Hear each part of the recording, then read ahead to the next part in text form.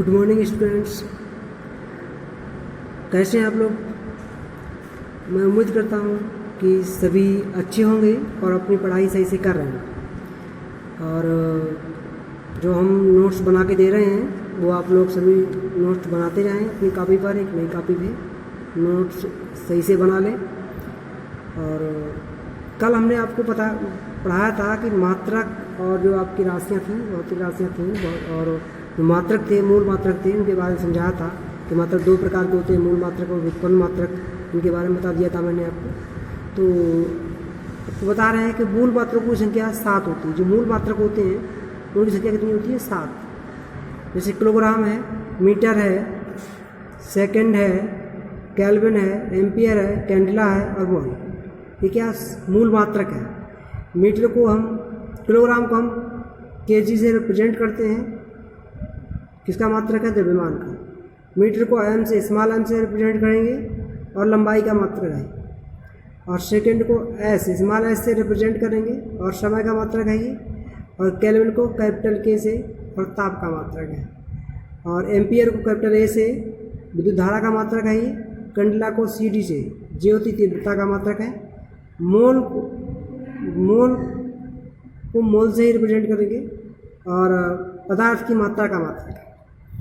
आप लोगों ने ये देखा होगा कि बाकी सभी जो सिंबल लिए गए हैं वो स्मॉल में है, लेकिन ये दो सिंबल कैपिटल लेटर में क्यों लिए गए? ये वाले, ये दो सिंबल कैपिटल लेटर में क्यों लिए?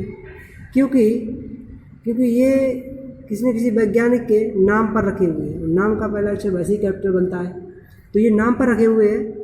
जैसे केल्विन है, केल्विन एक वैज्ञानिक के नाम पर है और एम्पियर भी एक वैज्ञानिक के नाम पर, ठीक है। तो इसलिए कैपिटल लिखे हुए हैं। और इसके दो पूरक मात्रक भी होते हैं। दो पूरक मूल मात्रक होते हैं। रेडियन, वो भी मूल मात्रक में आते हैं। रेडियन है, RAD, रेड से लिखते हैं, जो कोण का मात्रक है, ठीक है।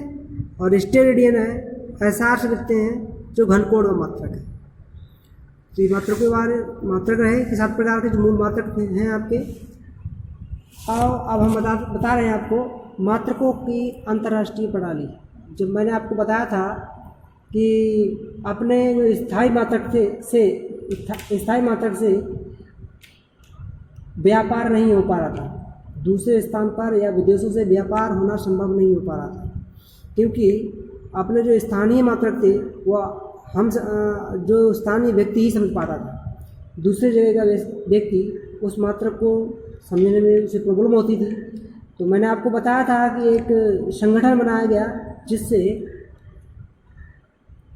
कुछ निश्चित मात्रकों को रखा गया। तो बताया गया कि ये मात्रक सभी जगह अप्लाई किए जाएंगे, जिन्हें हम इंटरनेशनल सिस्टम बोलते हैं, जो ऐसा ही मात्रक बोलते हैं, ठीक है। System of international. देखो मात्रकों की अंतर्राष्ट्रीय प्रणाली क्या है? 2-3 प्रकार की प्रणालियाँ अप्लाई की गई, CGS, FPF और MKS। CGS में क्या होता है? सेंटीमीटर, C से सेंटीमीटर और G से ग्राम और S से सेकेंड, सेंटीमीटर, ग्राम और सेकेंड के रूप में। और FPS में फुट, पाउंड और सेकेंड के रूप में। और MKS पद्धति में मीटर, किलोग्राम और सेकेंड। तो ये विस्तृत रूप से MKS पद्धति को ही ज़्यादातर ऐसा ही मात्रक माना गया है, MKS पद्धति को। बाकी को हम ऐसा ही मात्रक नहीं मानते हैं। तो ऐसा जो आपका अंतर्राष्ट्रीय माना गया है वो MKS पद्धति को मानते हैं। अब देखो हम जो इनका यूज किस प्रकार से करते हैं। लंबाई का मापन। लंबाई का मापन 2 प्रकार का होता है। एक अत्यंत छोटी दूरियों का मापन, जैसे 2 इलेक्ट्रॉन या प्रोटॉन के बीच की दूरी अगर निकालनी है तो बहुत छोटी छोटी दूरियाँ हो जाती हैं, तो इनका मापन आप नहीं कर पाओगे ऐसे। तो इन छोटी दूरियों का मापन के लिए अलग नियम होते हैं और बहुत बड़ी दूरियों के लिए मापने के लिए दूसरी अप्लाई की जाती है कंडीशन। जैसे आपका एक ग्रह से दूसरे ग्रह के बीच की दूरी मापना है, तो ये क्या है? ये भी एक मापन है। तो इनके लिए हम दूसरे नियम जो है लागू करते हैं। जैसे अत्यंत छोटी दूरियों के लिए मापन, आवोगाद्रो परिकल्पना के उपयोग से परमाणु की त्रिज्या। एक आवोगाद्रो वैज्ञानिक थे, उन्होंने परिकल्पना दी, उनके उपयोग से क्या हुआ? परमाणु की त्रिज्या का मापन हो सके। पदार्थ के किसी परमाणु के बीच कुछ रिक्त स्थान होता है। बताया कि पदार्थ के कुछ बीच पदार्थ के परमाणु है उनके बीच में कुछ रिक्त स्थान होता है। यदि पदार्थ का द्रव्यमान स्मॉल m हो तो मोलों की संख्या small m upon capital M। ये द्रव्यमान है, ये मोलता है। तो ये मोलों की संख्या, ये द्रव्यमान है और ये आपका स्मॉल m है, तो मोलों की संख्या स्मॉल m और कैपिटल M। आवोगाद्रो के अनुसार परमाणुओं का वास्तविक आयतन पदार्थ के आयतन का 2/3 होता है। परमाणु को जो वास्तविक आयतन आएगा तो वो उस वास्तविक आयतन कितना होगा, टोटल पदार्थ का जो है आयतन 2/3 होगा, उसका 2/3। जो 1 मोल परमाणु की संख्या आयन है, तब परमाणुओं का आयतन क्या होगा, परमाणु का आयतन क्या होगा, जो m/n क्या है, इसके मोलों की संख्या और ये परमाणु की संख्या। तो m/n × n, n क्या है, n संख्या है परमाणुओं की, n परमाणु की संख्या और 4/3 पाई, 4π/3 बराबर में 2/3 v, क्योंकि वास्तविक जो आयतन है, वास्तविक आयतन v है, टोटल पदार्थ के वास्तविक आयतन v है, उस आयतन का 2/3 होगा मोलों का आयतन, परमाणुओं का आयतन। ठीक है, तो इसको सॉल्व करेंगे तो सॉल्व करने पर आपका क्या आएगा, ये जो त्रिज्या जो आएगी, इसकी त्रिज्या कितनी आएगी, त्रिज्या आएगी Vm/2πnm और जो हल पावर कितनी आएगी 1/3। तो जहाँ b क्या है, पदार्थ का आयतन है, ये हुआ ये पदार्थ का आयतन माना गया, टोटल पदार्थ का आयतन, और स्मॉल m परमाणु की संख्या है, कैपिटल M जो परमाणु द्रव्यमान है, जो कैपिटल M है परमाणु का द्रव्यमान, टोटल परमाणु का द्रव्यमान क्या है, और मतलब जो भार, और n क्या है, कैपिटल N आपकी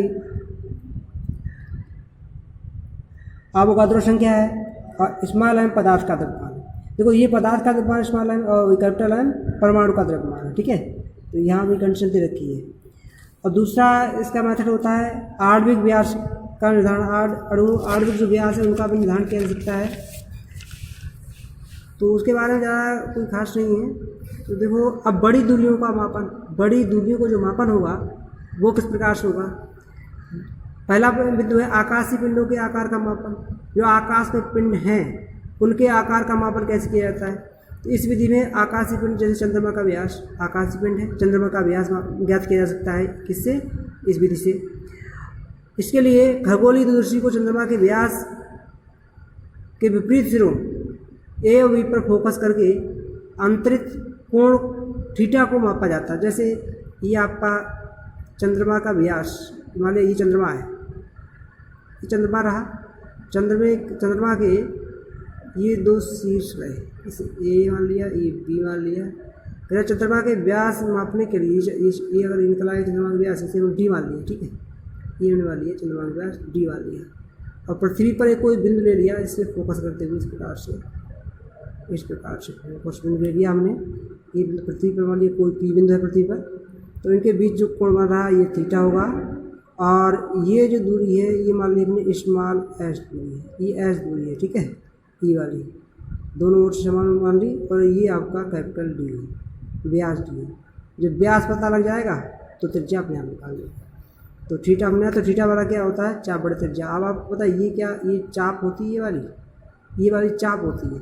लेकिन ये चाप हम अगर ये डी मार रहे हैं, बस कंडीशन क्या है, ये डी चाप मार रहे हैं तो हम ए भी माननी पड़ेगी। क्यों कि इसकी पृथ्वी से चंद्रमा की दूरी की अपेक्षा जो आपका ये बहुत कम है, जिसे इंग्लिश में माना जाता है, तो ए बी अपॉन एस हो जाएगा। तो ए बी क्या है, डी अपॉन एस हो जाएगा। ठीक है, तो डी बराबर एस इंटू थीटा हो जाएगा।